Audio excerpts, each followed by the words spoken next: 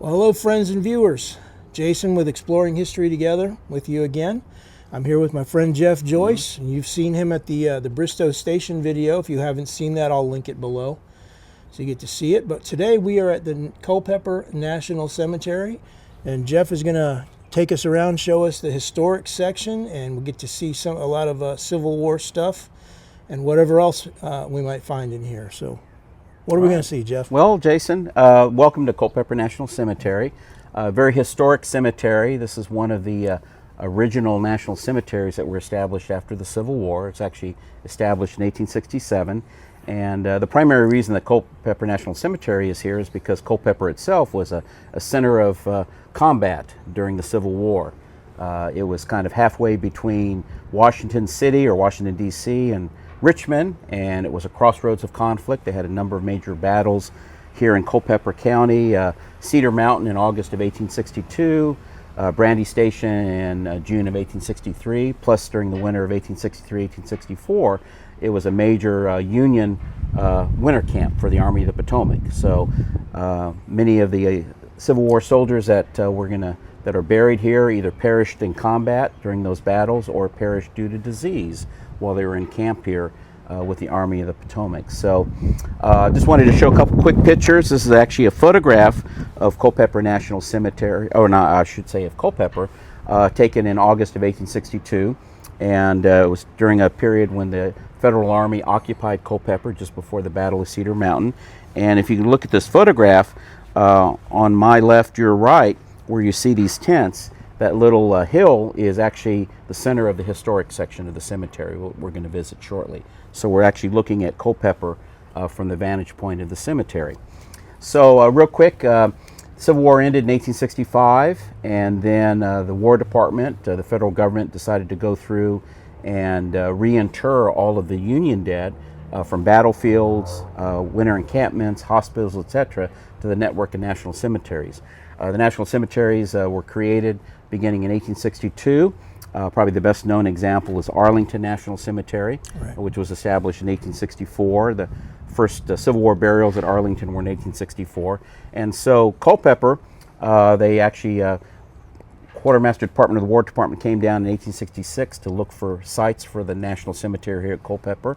And the property that we're going to be visiting, this approximate 6 acres, actually belonged to the older brother of General A.P. Hill, a very famous Confederate general who was a native of Culpeper. A.P. Hill was killed outside of Petersburg toward the end of the Civil War in late March of 1865. He was originally buried underneath a statue in Richmond, but they removed the statue and they moved A.P. Hill's remains to a public cemetery here in Culpeper, Fairview Cemetery, that hopefully we'll have a chance to visit that in the future. So in 1866, Quartermaster Department came down. They identified this area as ideal for the National Cemetery. They purchased these 6 acres from the older brother of A.P. Hill. His house is actually, if you exit the cemetery, make a left, his house is the basically the second house on the left. It's private property now, but it was actually the property of A.P. Hill's brother. So for about $1,400, the War Department purchased these 6 acres, and they began establishing the cemetery. By the 1870s, they built the stone wall that surrounds these 6 acres. They built this caretaker's lodge. You'll see this at every national cemetery of that era. And from 1867 into the early 1870s, they moved all of the Union dead that they could identify in this area all the way up toward Manassas, all the way south toward Charlottesville. So about 1,300 Union dead were buried here, and those 1,300, including about 900 unknowns that are there in that part of the cemetery. So what I'd like to do is kind of walk us around, kind of show you the history of the cemetery and look at some of the profiles, some of the stories of individuals buried here. Okay. Very good. Well, we're going to go and see what we can see here, so sit back and enjoy, and let's go take the tour together.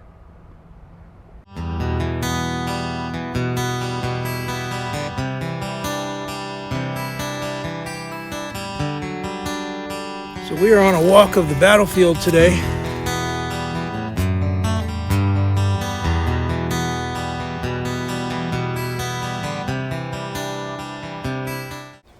So as I mentioned, Culpeper is the site of about 1,400 Union dead, and those Union dead, 900 are unknown. We'll visit the unknown section in just a minute. But in addition to the battles that occurred here, there were also the winter camps, the Army of the Potomac Winter Camp 1863, 1864, and here's a photograph showing you the 6th New York Heavy Artillery Winter Camp outside of Culpeper near Brandy Station during the early part of 1864. So many of the soldiers that are buried here died of disease. Disease was the biggest single killer of a soldier, not combat injuries during the Civil War. So of the 700,000 Union dead or soldiers that were killed during the Civil War, both North and South, the majority, over half, were killed of disease. So they would bury the soldiers in temporary graves using wooden markers. Typically they were just wooden markers, parts of supply boxes, etc., with the name, the regiment, the date of death penciled in. And unfortunately many of those markers disappeared over time. They were either destroyed due to the elements, or they were used as firewood, etc., as soldiers moved through the area.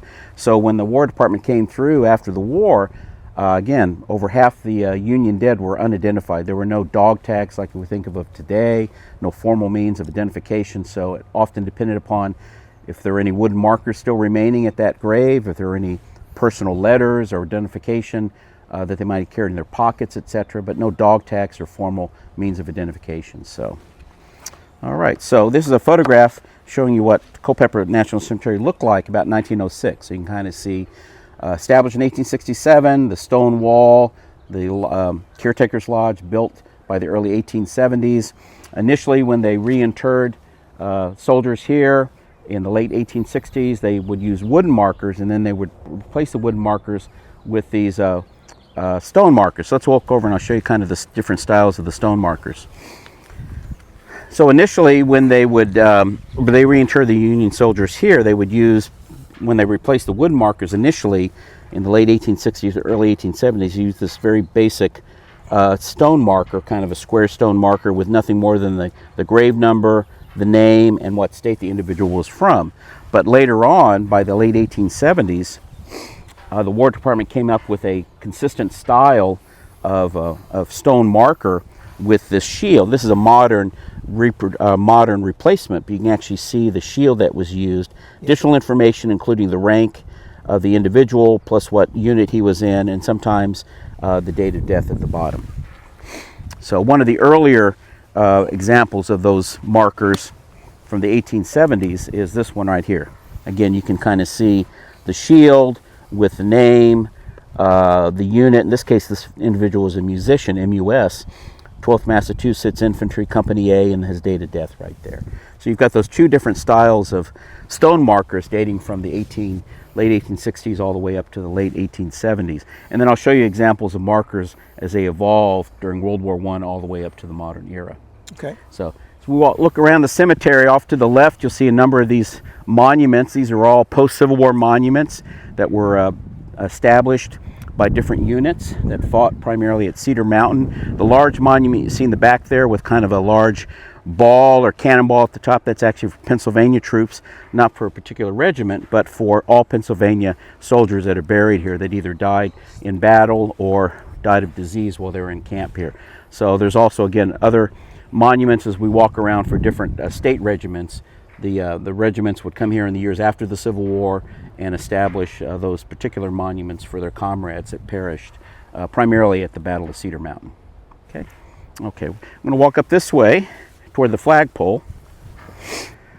So these 6 acres, initially Civil War burials, and then you have burials here dating from the Spanish-American War, as well as World War I, World War II, all the way up through the wars, the war in Korea and Vietnam.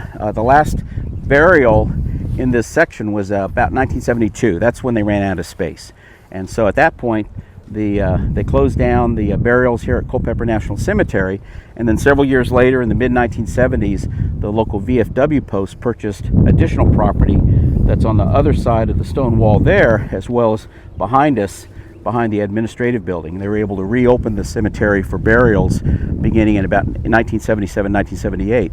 And then in early 2000s, about 2001, additional property, the new section was purchased, which is adjacent but not directly connected to the historic section. So if you walk over this area, you notice these square stone markers. These are all representing the 900 plus unknown Union soldiers that were reinterred here.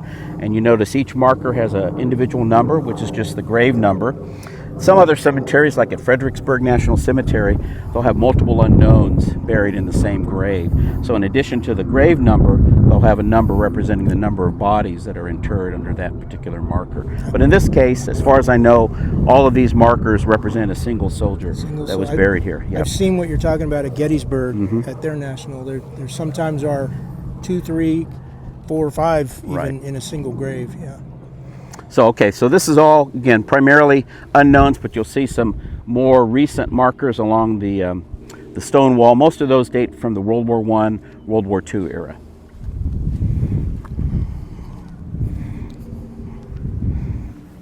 This little marker was actually put here in 1989, I believe it is. Yep, by the local VFW post in honor of these unknown Civil War soldiers. So this is one of 2 modern markers or monuments that we have in the historic section or adjacent to the historic section. This one for Civil War unknowns, and then there's also one for the armed forces near the entrance to the administrative building, and we can film that on our as we leave. This cannon is actually a National Cemetery memorial. Every national cemetery that was established after the Civil War has one of these inverted cannons. And there's a little plaque on the front there which just designates the National Cemetery. So you'll see this type of inverted cannon at all of these older national cemeteries.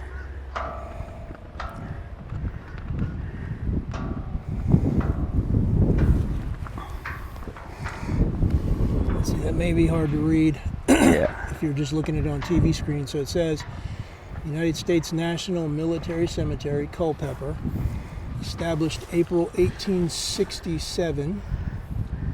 Interments 1350, known 448, and unknown 902. So that was all of the initial internments that occurred right after the cemetery was established in 1867. Notice there's a baby right here. Yes, I'll explain that real quick. So again, this is the flagpole, and if you recall from this photograph, where the flagpole is, where we're standing, is basically where these tents are right there, looking toward the city of Culpeper. Again, the photograph was taken in 1862.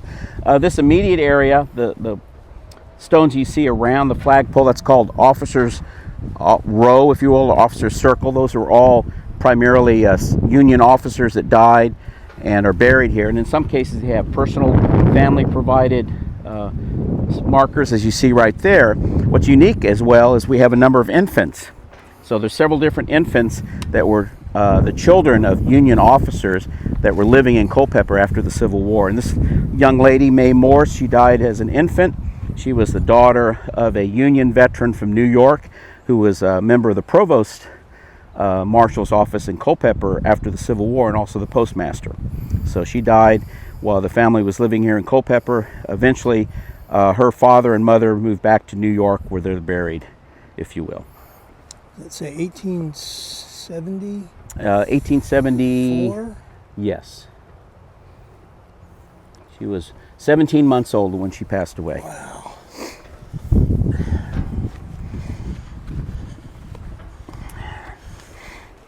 So even though the cemetery was dedicated for Union dead after the Civil War, we do have a unique individual, the one and only known Confederate soldier that's buried here at Culpeper, and that's this individual right here. It's First Lieutenant D.J.V. Martin. He was known as Dr. Martin. You can notice the difference in this marker versus Union markers because, one, it has a sharp point at the top versus being a rounded marker. The story is that this is so no damn Yankee can sit on top of my gravestone. And then they have the Confederate Cross of Honor that you see there embedded at the top. So Lieutenant Martin, he was actually from South Carolina. He and his brother enlisted in what we'll call the Palmetto Sharpshooters. And then his brother was killed on the peninsula. And so D.J.V. Martin took over as company commander of Company H. And then during the Second Battle of Manassas in August of 1862, he was mortally wounded and buried at a field hospital, outside of field hospital, Confederate field hospital at that time. Now, after the war, when the War Department went through to move Union dead to permanent national cemeteries, it's apparent that he was misidentified as a Union soldier. Not clear exactly why, but most likely he might have been wearing Union uniform parts, such as a cavalry shell jacket that he had acquired beforehand. So when the Union Army went through, or the War Department went through and reinterred him, they misidentified him as a cavalryman from Pennsylvania. So at some point after he was buried here, they realized the mistake, but rather than moving him, they just identified him. They just put a Confederate marker and his resting place. So the one and only known Confederate soldier buried here at Culpeper is this Lieutenant Martin from South Carolina. There might be some other Confederates that are buried amidst the unknowns, but of course we don't know that for sure. All right. Okay, so here's another individual I want to talk about briefly. This is Captain Ebenezer Butterworth. He and his family immigrated from England. He was born in England, and they eventually settled in Michigan. He worked in the clothing industry, if you will. And then when Civil War broke out, April of 1861, he enlisted in the 1st Michigan Infantry. They were mustered in Detroit. And then he and his company, he was captain of Company C, moved here to Washington just a few months after the outbreak of the Civil War. And they fought at the First Battle of Manassas, First Bull Run. And Ebenezer Butterworth was injured, badly injured, on Henry Hill. His regiment was supporting what was called Ricketts Battery, Federal Artillery Battery up there. So a lot of fighting back and forth during that day in July of 1861. And so he was badly wounded, left on the battlefield. He was captured by Confederates, shipped down to Charlottesville in a hospital, and he died a month later. So he's mortally wounded there at First Manassas, died at a Confederate hospital in Charlottesville. And then after the Civil War, again, he was moved up here, as were others that were other federal troops that were buried down in Charlottesville up here. So this actually is a new replacement marker. What's interesting is when I was doing some initial research on that individual for my weekly profiles, I realized that the earlier marker, his last name was misspelled. It was spelled Betterworth, Betterworth. But almost all of his files, all of his military records from that time framing showed it that the actual spelling is Butterworth. So notified the VA of that, and thanks to the support of the museum, or not the museum, but the cemetery staff, they ordered a new replacement. So this is the same basic style of the original marker, but again, it's a modern replacement with the correct last spelling of his name. So misspellings were very common during the Civil War. A lot of it was phonetic spelling, particularly if they were immigrants. And so there are quite a few others buried in this cemetery where the spellings are probably not quite accurate. I've seen that in family plots in some old cemeteries where you have multiple family members buried side by side, and they have slightly different spellings of the last name. Depending on the level of education, maybe sometimes, and things or like just that. Who took the records down. And again, in some cases there were the family itself, the spelling varied from year to year based on census records, who took the census records, etc. Here's a photograph of Ebenezer Butterworth that was taken after he enlisted and was commissioned as a captain. So one of the first casualties of the Civil War, First Battle of Manassas, injured July 1861, died August 1861, a month later. Okay, so now we're going to walk over this way.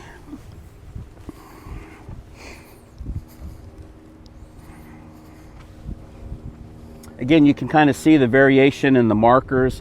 The square markers were the original stone markers that replaced the first wood markers, and then this marker over here is a family marker. This individual, James Savage Jr., Lieutenant Colonel, 2nd Massachusetts Volunteers, he was mortally wounded at the Battle of Cedar Mountain in August of 1862. He was captured by the Confederates, and then he died 2 months later in a hospital in Charlottesville. What's interesting is the 2nd Massachusetts Regiment, another member of that regiment was Robert Gould Shaw, who was well known as being the commander of the 54th Massachusetts, the first African American regiment formed at that time. And so they were friends, and then he came from an abolitionist family as well, up in Massachusetts area, Boston area. Okay, so going to shift gears a little. Shift gears to World War II. We're going to kind of go back and forth sequentially based on, you know, the walk. But I'm going to talk about this lady right here, Charlotte Morris. Charlotte Morris was born in New York in the Bronx. She was working in the insurance industry before the war broke out, and then after Pearl Harbor she enlisted in what was called the Women's Army Corps. Initially started out as the Women's Army Auxiliary Corps, then it became a formal element of the U.S. Army in 1943. So she was a female captain.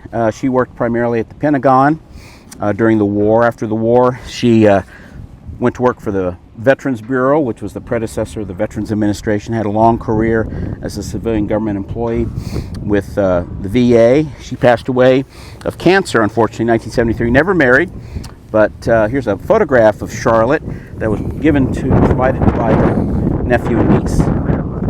So they said she was a very determined woman, not a woman to mess with. And then here's a photograph, kind of a typical recruiting poster of the Women's Army Corps from World War II. Again, this monument right there, again, this is one of the regimental monuments that was established after the Civil War for one of the regiments that fought at Cedar Mountain, and it lists the different individuals of that regiment that were killed in action. And let me go around and make sure I know which regiment this is. 10th Maine Volunteer Infantry that fought at Cedar Mountain in August of 1862. Up until 1948, all national cemeteries were segregated. So African Americans were buried in a separate section. You see that at Arlington, you see that at almost every other national cemetery. It wasn't until 1948, with the formal desegregation of the armed forces, that they were buried there was no segregation. So first African American buried here at Culpeper is this young man right there, James Washington. He was born in Culpeper, then he moved up to New York. He was drafted in the spring of 1941, and then he was serving at Fort Leonard Wood in Missouri with an engineering unit, and he was killed in a horrific truck accident with several other African American soldiers. They were returning to base after some training, and so killed in that horrific accident. He was body returned here to Culpeper and buried. When he was first, at that time, this section, which is now Section D, was called the colored section. This was the segregated section of Culpeper National Cemetery. So we have got a number of African American service members from World War II, none that died in combat, but a number that died of disease or accidents. They're buried in this section, and this remained kind of the common burying area for African American service members up until the 1950s. So yes, so James Washington, first African American buried here. The second African American is this individual right here, William Queen. He actually was a World War I veteran. He died of natural causes, you see, in 1942. So, and his wife is buried right here. Oh yeah, see that. So up until recently, it was very common for spouses to be buried adjacent to their the service member, but today, because of space limitations, typically the spouse is buried in the same grave as the service member. John Simon Ford. Again, he was born here in the Culpeper area. He was a farmer as well as a carpenter, and he was drafted into the Army after World War I broke out. Did not serve overseas, but he was helped to build Langley, what is today Langley Air Force Base, so which is still considered the largest airfield in Virginia. So he helped to establish that. In fact, here's a recruiting poster. The Army Air Service, as it was called at that time, looking for skilled people in carpentry, what have you. So he served, helped build Langley Air Force Base, and then after the war he returned here to the Culpeper area, worked as a carpenter for the rest of his life, died in 1960. He had 3 sons, all of whom served in the military. One of his sons was the first African-American police officer hired by Culpeper County or Culpeper City in 1962. This is the very beginning of the civil rights era. So very unusual, African-American police officer to be hired by Culpeper. He served 35 years with Culpeper before he retired in the late 1990s. He and his brothers and his wife are buried at a church cemetery outside of Culpeper. So, I wonder if there's any relation over there to me. I don't know. That's a good point. Another graves. Yeah, I'd have to do some research and see.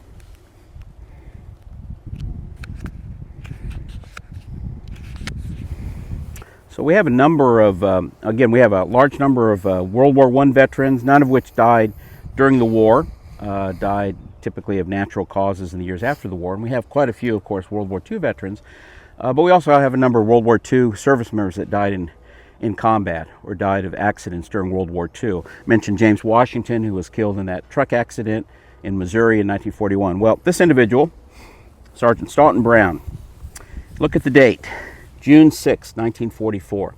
He was killed on Omaha Beach during the D-Day landings of June 6, 1944. Here's a kind of a recent recreation of his appearance based on a very bad newspaper photograph that we uncovered. So a Facebook group which restores vintage photographs, so we're able to do this for me. So it's probably a good representation of Staunton Brown. Again, a native of Culpeper area, entered the Army in 1941. He became part of 116th Infantry Regiment, 29th Infantry Division. So if you've ever been to the National D-Day Memorial outside of Bedford, Virginia, that's in honor. The reason they selected Bedford was because one of the companies of the 116th, not Staunton Brown's company, but a different company, had the highest percentage loss rate of any soldiers going ashore at Omaha Beach or any of the beaches at D-Day, June 6, 1944. So he was with Company B, and they went overseas in 1942, continued their training, and then he was part of the second wave of landing craft that hit Omaha Beach on that early morning of June 6, 1944. And here's just one of the landing crafts approaching Omaha Beach later in the day. So Staunton and his company commander and over half his company were killed within minutes of going ashore, wading into that neck-deep water, trying to get ashore on Omaha Beach due to German machine guns, mortars, etc. So, killed within minutes of hitting the beach. He was buried in the temporary American cemetery overlooking Omaha Beach, which is today the cemetery, American cemetery up there. And then, at the request of his family, he was returned. His remains were returned to the United States, and he was buried here in 1949. So. That's a good point that after World War I and after World War II, when they established American cemeteries overseas for all the dead, it was left up to the family. The family had the choice of either having their loved one remain at that American cemetery overseas, such as France, Italy, North Africa, the Philippines, and the Pacific, or they could have the remains returned to the United States and buried at a cemetery of their choice. So Staunton Brown, one of several World War II service members that lost their lives, and very historic because of being at D-Day, Omaha Beach, June 6, 1944. So these are privately purchased markers. I'm going to talk about this individual right here, Colonel Gurdon Chapin. He was actually born and raised in Lexington, Virginia. And he entered West Point graduate. In the years before the Civil War, he served out west, number of expeditions, number of forts in New Mexico, for example. And then when the Civil War broke out, he was actually assigned to a fort in New Mexico, and he helped to defeat the Confederates that had invaded New Mexico from Texas in 1861, early 1862. So he remained in the Army. He actually returned to the Eastern Theater, helped guard Confederate prisoners in Elmira, New York, and then retired from the Army in 1869, and then he and his wife settled here in Culpeper. What's ironic, here's a photograph of Colonel Chapin, taken during the Civil War. Again, he retired as a colonel in 1869. He was stationed out in New Mexico and California before he retired, returned here to Culpeper. What's ironic and a very sad story, it's very reflective of how the Civil War tore families apart. His younger brother George enlisted in the Confederate Army and was killed in November of 1863 at Mine Run, not far from here. So his brother and the rest of his family are buried at Lexington, Virginia. It's not clear if he ever reconciled with his family, but the fact that he returned here to Virginia after his Army service, I think reflects the fact that he felt that this was his home. So we're going to skip ahead from World War I, World War II, all the way up to the Vietnam War. Talk about this young man, Michael Edward Stewart. Get you a close-up of that.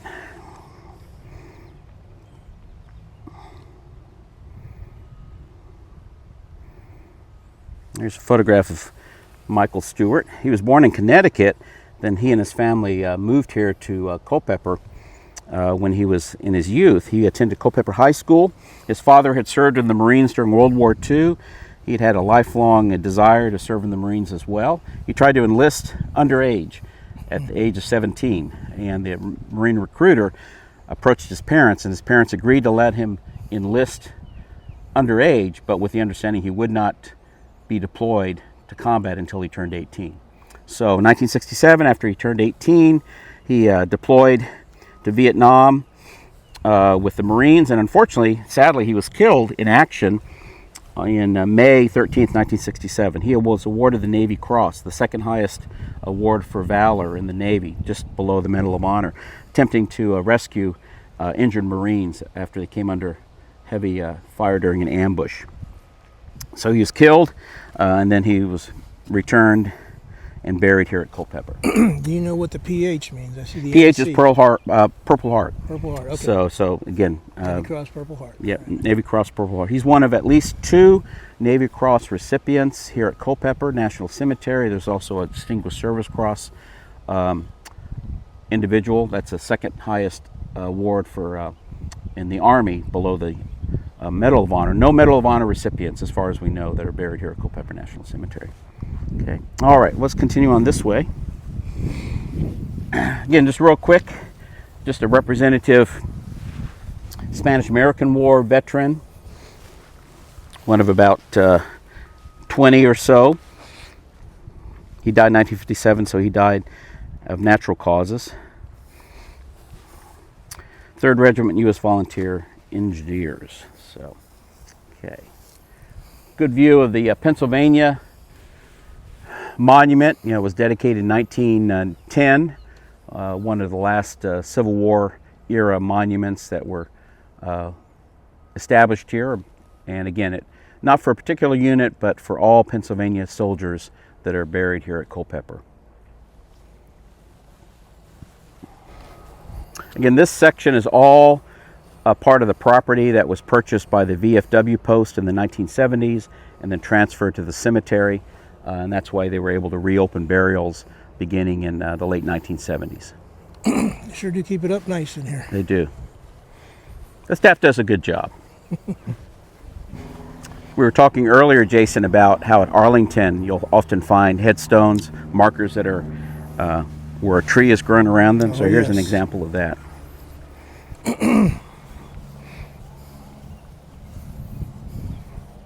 This man, Harry Boner, I believe it is, World War II veteran, again, buried here, and they've just allowed the tree to grow around his marker. We have a few other examples in the historic section as well. So these graves along the wall here are what's part of what's called the memorial section, MA. So these are individuals that there is no body associated with the burial. These are memorial markers, cenotaphs, if you will. So in some cases, the bodies were never recovered. They were buried at sea, or their ashes were scattered. So this is that section. I want to talk about this individual right here briefly. Notice, in memory of John Martin, Lieutenant Colonel, United States Air Force. He was a fighter pilot. He was actually a native of Culpeper, attended Culpeper High School before he went to college, then enlisted in the Army Air Corps, and then eventually became the commander of the 79th Fighter Group, which fought in North Africa and Italy. Here's a photograph of Lieutenant Colonel John Martin, credited with at least 2 or 3 German aircraft shot down, flying P-40s and P-47s. He returned, remained in the service after the war. He and his wife, who he had met in Austria, she was actually working for the Red Cross in Austria after the war, they returned here to Virginia, and he was actually a flight instructor for the Virginia Air National Guard. And in February of 1948, he was on a training mission flying in a P-47 off the coast of North Carolina, the Outer Banks of North Carolina. He disappeared. Radioed in that he was having trouble, but he was never recovered, and so they memorialized him with this marker right there. This photograph I got from his son, John Martin Jr., who has researched extensively his father's World War II career, and has a website and a Facebook page on his father. So now, if you look at the bottom there, you'll see the different awards that he got. The Distinguished Service Cross, again, that is the equivalent of the Navy Cross or the Air Force Cross, the second highest award for valor, and then the Silver Star and the Purple Heart. So all the part of his awards that he got during World War II.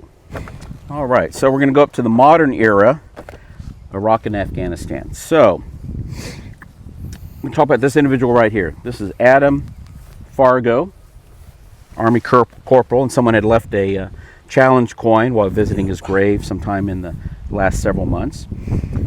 Adam Fargo went to high school here in Virginia.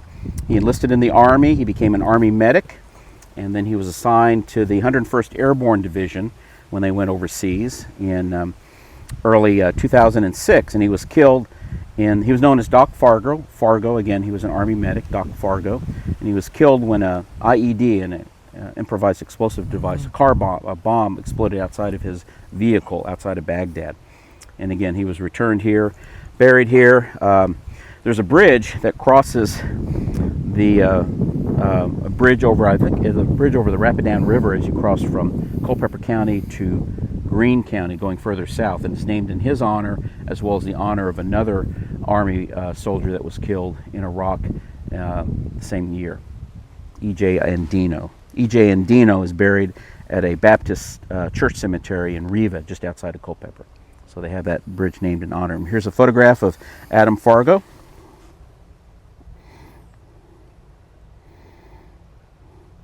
Avid soccer player, and they named the athletic building at his high school after him following his death in 2006. And it's interesting, you notice again the challenge coin, very common. You'll see this particularly at Arlington National Cemetery in section 60, where service members visiting comrades that were perished, they'll leave a challenge coin from their particular unit, etc. And you also notice that a lot of graves have coins on it. I'll kind of explain that sequence of coins, if you will. Good, yes. Yeah, let's do that. I know about the coins. I'm just not sure what denomination means what. Yes, so I'm going to put these out on, let's see if I got a nickel. I do. And a dime. Amazingly, I have all the coins and a quarter. So this is kind of a tradition that has evolved over time. You know, for many years, it was always a tradition, particularly with Jewish graves, to put a stone, noting that you had visited that grave to pay your respects. Well, in the military, there's basically a lot of individuals leave coins on the grave, and each coin has a specific meaning. A penny simply means that you are visiting that grave. You may not have any direct relationship with that individual, but it's a sign of respect. I visited his resting place. Nickel typically means I went through basic training, boot camp with that individual.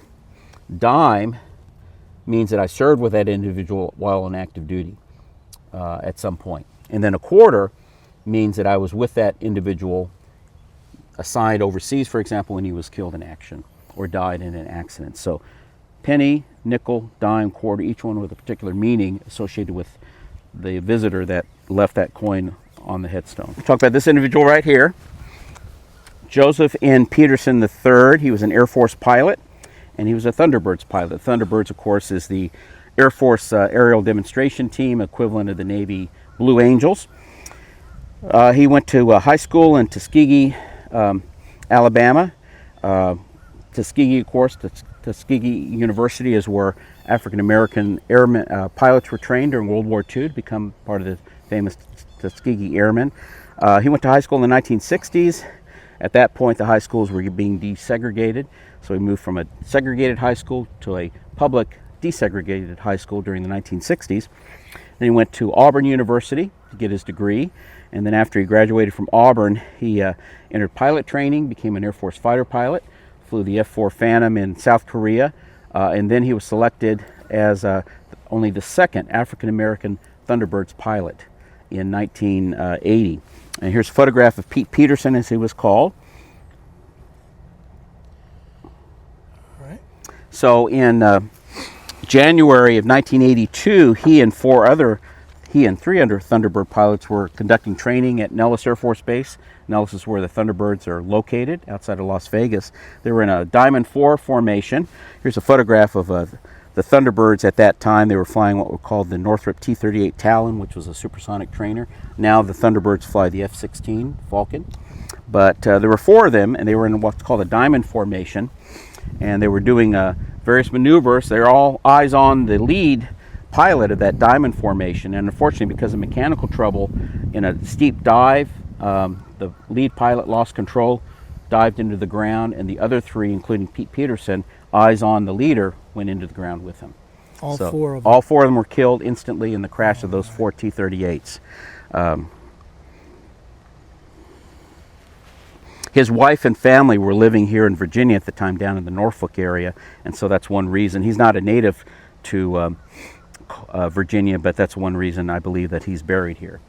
And in fact, what's interesting is another Thunderbirds pilot, who we're not going to visit, was the commander of that unit when Pete Peterson became a member of the Thunderbirds. A fellow by the name of Lieutenant Colonel Donald Smith, who'd flown combat missions in Vietnam, well-regarded pilot, the commander of the Thunderbirds. And the prior September, Lieutenant Colonel Smith was killed in the crash of another T-38.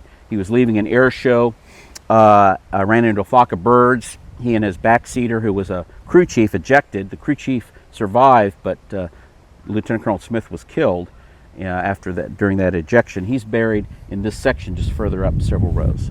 So we have two Thunderbird pilots who ironically were killed within months of each other, September of 1981 and January 1982 with Joe Peterson.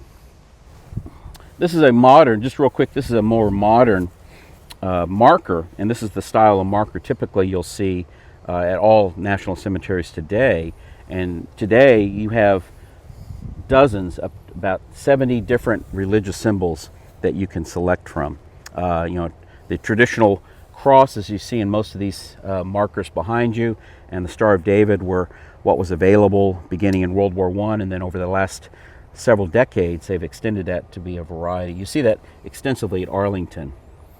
So now in some cases they have with the engraving includes this lithochrome, this black lithochrome material. Unfortunately, the problem with the lithochrome is it tends to fade, and over time, so you can see how the black has faded away.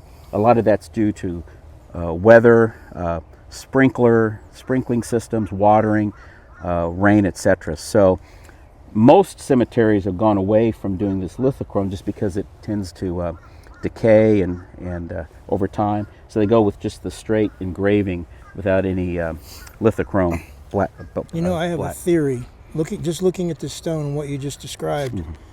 Notice what's mostly gone is the name. Yes. Whereas the other things, I got a feeling maybe that's family members running their fingers through the name. And what you'll see on occasion is people will ask, well, can you replace the marker? They typically will not replace a marker unless it's damaged or there's some error in the name, the spelling, for example. Unfortunately, because of the cost and having to replace, you're talking hundreds if not thousands of markers using the lithochrome. They just let it fade naturally over time. But you will see occasionally some family members will take a black marker and they'll try to fill in using a black marker. It's a shame, but it's understandable. Sure. So here's another example over here of trees that have grown around some of the older tomb markers. This is Civil War era. There's one on either side of the tree.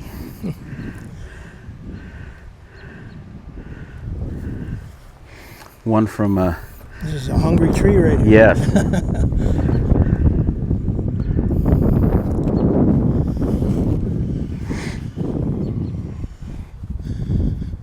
So real quick, just point this out. This is our Armed Forces monument. It was actually initially installed in 1992, and then it was officially dedicated in 2001, and it was a joint effort by the local American Legion post as well as the VFW post. The VFW post was the same post that helped to purchase the land adjacent to the original historic section. So whenever we have ceremonies, say at Memorial Day or Veterans Day, we'll have the ceremony typically here in the parking lot, and we'll have wreaths in front of this this memorial, this monument. It's nice, very You nice. can see someone left a quarter. Oh yeah. Yep. Let's put that there. Yep. All right, well, thank you for the tour, Jeff. Very much appreciated. You are welcome. It was an honor to show you around. Very much hallowed ground, if you will, anytime you visit a national cemetery. And so much history associated with Culpeper, dating from the Civil War all the way up to the modern wars in Iraq and Afghanistan. Over 14,000 individuals are interred here at Culpeper, both in this section, the historic section, and the new section, Right. which maybe we can visit in the future. And they average about 30 internments per month here. So, All right, well, as I always say, come and visit it yourself. It's right here, Culpeper National Cemetery. And if you do come, of course, it's a place of peace. It's sacred ground. Please do show the proper respect and enjoy the time here. Until the next video, have a wonderful day.